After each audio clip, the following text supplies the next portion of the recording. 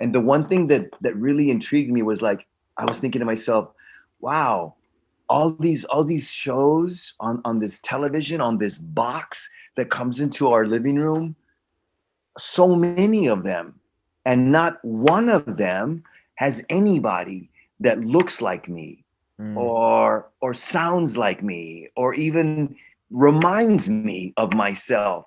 I remember watching this old sitcom called The Brady Bunch, right? And I was like, wow, that was really, really cool, you know. Uh, and I also thought that Marsha was kind of cute. And As we did all of us. I was All like, wow. Mañoso. So, and I was like, and I was like, okay, you know, I like the premise and it's a great idea, you know, but there were very few shows that featured Latino talent. And then fast forward a couple years, or rewind a couple years back, you know, there was a show called Chico and the Man. And I was really excited to check out Chico and the Man. And for our listeners who aren't familiar with that, just Google it, Chico and the Man, and you're going to see, you know, this young and up and coming actor slash comic, Freddie Prinze, who I was like, oh my God, he's brown. He is brown. You know, and I was glued to the tube. I mean, the series was okay, it was all right, but what really fascinated me about this whole storyline was the fact that they cast someone with brown skin in this. It is Nice. possible, you know, and I was exactly, you know. Puro So Indio. Oh yeah. exactly, puro indio. So, you know, and I never let the idea of I can't do it enter my mind. You know, I wanted to believe that, you know, and that's what kept me going until, you know, when I started in the 80s and 90s in LA, dudes, it was a different landscape. It really, really was. You know, we had a lot of like, how should I say this? You know, like, let's just be honest, most of the people that were producing, casting, and directing, you know, were like non-Latino. There were no people of color. There just was no people of color doing that.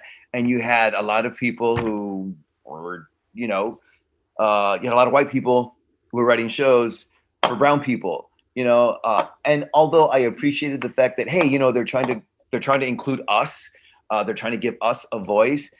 Uh, but every time a project like that came up, every time a pilot like that came up, more often than not, it didn't go very far. Why? Because it takes someone who is Latino to write of the Latino experience, yeah, in my like opinion. Mm. You know, it's like don't tell my story for me. Let me try. exactly. It's like you can't make this up. You can't make this up. You know, I remember my mom would see some things like that. I go, no, but shut up. Cambia el channel. Ah, And that's the way it is. hey, so And then growing up, watching TV and stuff. What did you guys have back in the day? Netflix, Hulu, YouTube Oh TV. yeah, Worm. Yeah, Yeah, you like had we all had that. all of that.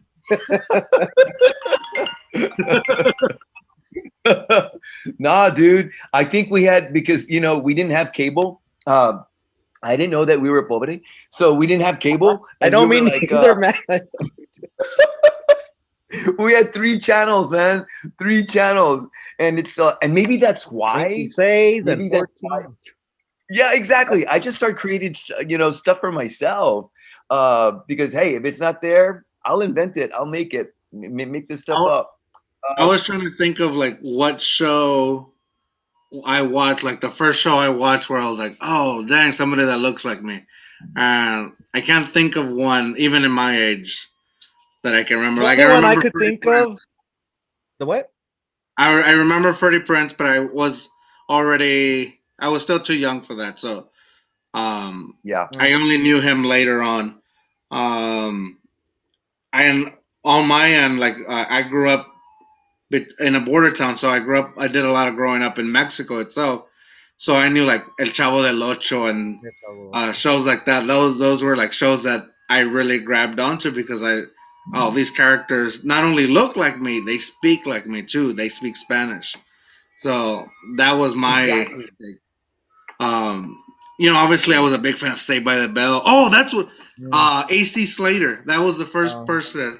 Mario Lopez. I was like, That's right. that guy That's right. looks like me, and he's cool, Yeah. Dang. That's the show that Yeah. and obviously Zach There I you Morris. think go. he looks more like me, but it's I think that's what it was. Once Mario Lopez came on the show, I was like, oh man, somebody that looks like me. Yeah, well, he's yeah. my And there's second. so Now he's much. like my third cousin and stuff. So is George Lopez, and so is Jennifer Lopez. What about you, Worm? What did It's so show that was? No, well, shoot. I mean, I just watched. Yeah, I mean, same thing. When I was with my grandma, I just watched a lot of Spanish shows. But I mean, I guess I never thought of it that way. I mean, I will cartoons, and then the thing I just remember was, oh, Fresh Prince of Bel-Air. So that's cool. But then I was, how come there's not like a Hispanic, like Mexican thing Exactly. of this? And then the only thing I could remember later on is like, I guess George Lopez created his own show, and that's really the Yeah. only thing. So Well, see, Yeah. and that he created a show based on what Vic was just talking about, the fact that like, other people, other cultures are trying to tell the story for our culture. And what George Lopez did is he just told his story, our story, and that's why it caught on because like, yeah. yeah, everything he's saying is what everybody lived through. Like right now, earlier we were talking about La Chancla. You grew up with La Chancla as discipline. I grew up with La Chancla as discipline. Worm, well, I don't know what he grew up with, but With the belt, bro. They hit me with the belt. La faja. Yeah, El cinto mojado. yeah. They always snap it and stuff. Alright. Dime la faja. I got it harder than you guys. Hey, But Mr. also, I don't think we can go any further without mentioning the huge movie you were in, Vic Trevino. And these coming of age, I think, coming of age movies for Latinos. Like, obviously, we didn't grow up with, or at least I didn't. I grew up in a barrio, or I grew up in Mexico, and I knew the deal, the streets. Right. But I didn't grow up as the story being told in American Me, which you were one of the main characters in the movie. From director Edward James Olmos, American Me.